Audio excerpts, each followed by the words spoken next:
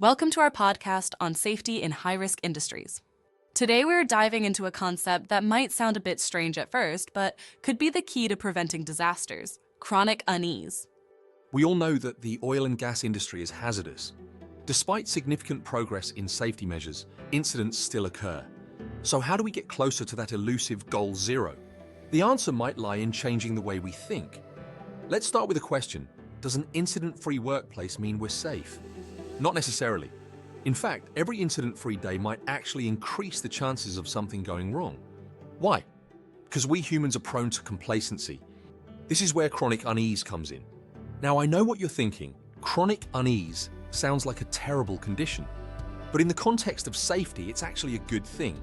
It's our defense against complacency. So, what exactly is chronic unease? It's about being constantly alert to weak danger signals and responding to them seriously. It means knowing when to think fast and when to slow down and analyze the situation carefully.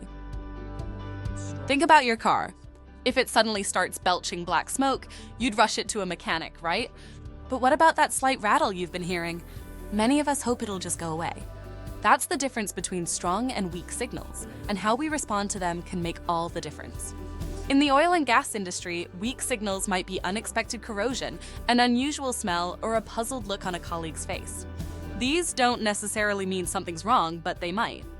The key is to be uneasy enough to investigate further. Now let's talk about how our brains work. We're all human, and our brains are wired to make quick decisions. This fast thinking is great in many situations, but it can lead us astray when it comes to safety. Here's a quick example. Which line is longer? If you're looking at the image, your brain might tell you one is longer than the other. But in reality, they're the same length. Our brains make assumptions to quickly make sense of what we see. This fast thinking can be dangerous in critical situations.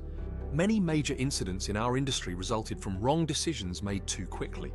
That's why we need to engage our slow-thinking brain for critical tasks, to challenge our quick assumptions and make the right decisions. Let's talk about some mind traps we all fall into. We don't see everything in front of us. We're too optimistic about how quickly we can do things. We get used to risks over time, what psychologists call risk normalization. We suffer from confirmation bias, looking for facts that support our initial decision and dismissing those that don't. People who practice chronic unease are aware of these traps. They use their slow-thinking brains in critical situations, get the facts first, and then come to a conclusion.